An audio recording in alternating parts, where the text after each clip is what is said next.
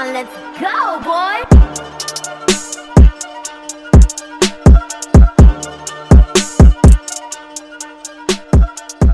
Hey guys, it's CJ here, back with another movie review. This time talking about the movie Sinners, coming to us from Ryan Coogler. I'll say Michael Coogler, Ryan Coogler. So I had to sit on this movie for a minute.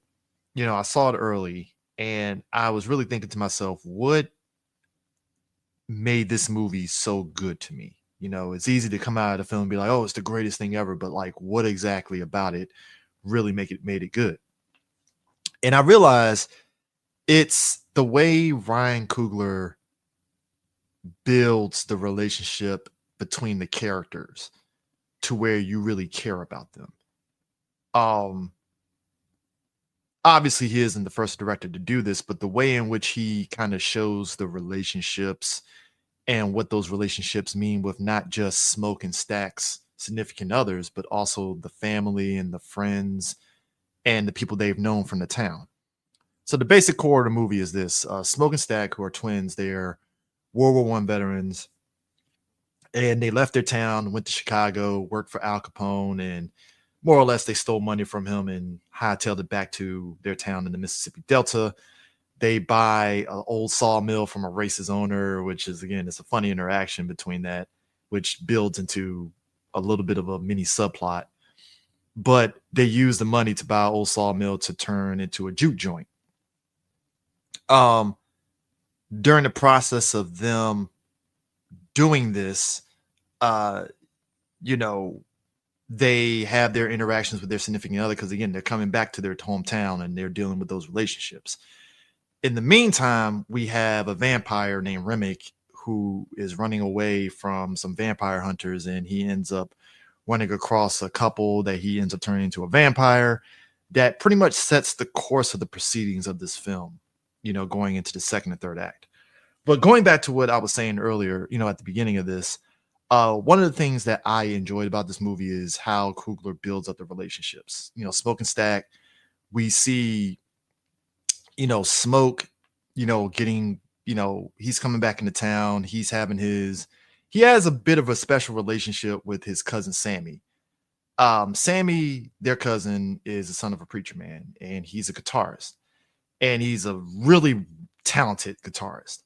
His dad doesn't want him to, you know, be a musician and such. He doesn't see it as, you know, becoming of him. He wants his son to be a preacher like him. Sammy pushes back, you know, and feels that it's, you know, he wants to take his talent and really do something with it. And what I loved about it is that Stack's relationship with Sammy, you see that. And I love their interaction and seeing how that builds up. And that, again, this is one of many plot points that kind of builds into this movie, and it works. On one hand, Stack building his relationship with Sammy, he also is building his relationship with his ex-girlfriend, who is white, and because she's white and it's the 1930s, Stack has very trepidations of wanting to even, you know, get that relationship going because of how society is about interracial relationships. Makes sense. And that's a bit of a point of contention between them and such. On the other side of it, you have Smoke, who is estranged from his wife, Annie. They're estranged because they lost a daughter. And, you know, and it's a shame too. Annie is played by Wumi Masaki, who you've probably know her from, she plays Hunter B-15 from Loki. And what I love about it is that them being estranged because of them losing a child, you see that's why Smoke ended up going up to Chicago. Same with Stack and his ex-girlfriend. You know, that whole relationship just turned into a bit of a muddled mess, and he hightailed Chicago alongside Smoke. But anyways, Smoke's, even though he's estranged from her, that love that they have each other is still there. And I like that. You know, it's a complicated relationship, but it's a complicated relationship that is understandable, you know. And I like that. It's not messy, but it is messy, but in a way that's very adult.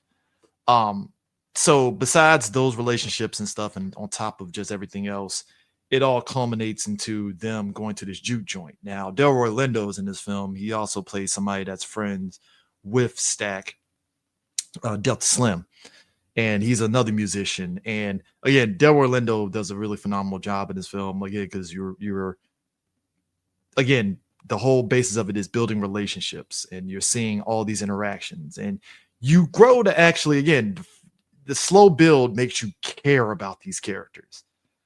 So then when the movie switches into the proceedings of it being a horror film and it's off to the races from there, you really are invested in seeing what's going to happen to these characters.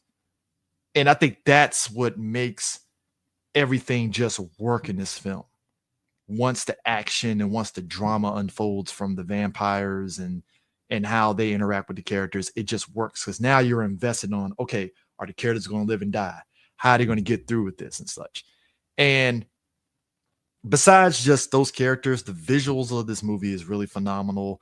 There's a moment in the film where Sammy starts, he's in a juke joint, he starts singing and, hitting on his guitar and really jamming out and such. And the way in which they show sort of how Sammy being a musician intertwines with just, music from Black people. It's a really good moment. And just the visuals of it and how it goes through it, you have to actually watch it and see it. And I think that also goes into the other aspects of the visuals. Go see this movie in IMAX. It's kind of funny, big tentpole movies. We always, hey, go see this movie in IMAX, the visuals and everything.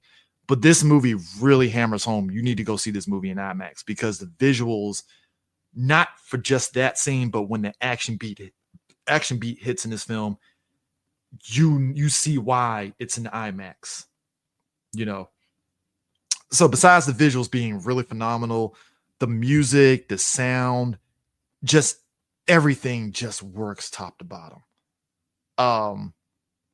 And I think it says a lot about just how well-made movie this is. Like in an era where studios are really pushing for big tentpole films. And I'm not saying every studio does it, but that seems to be the big band-aid. We got to get big tentpole films to get people into the movie theaters. I think it's something to be said about this movie where it's so well made that you forget it's actually it's very much a very mid-budget type film, but it, like I said, it falls in line to me with how we look at a Quentin Tarantino movie, right? Those movies, they don't give off the vibe of big tentpole films. It's just Tarantino is a really good director that knows how to just make a really well-made movie and get you engaged in the story. And it's the same thing with Ryan Coogler. He made a very well-made movie to where, yeah, you're there to see the action and stuff, but it's the build-up to the action that makes it worth the price of admission.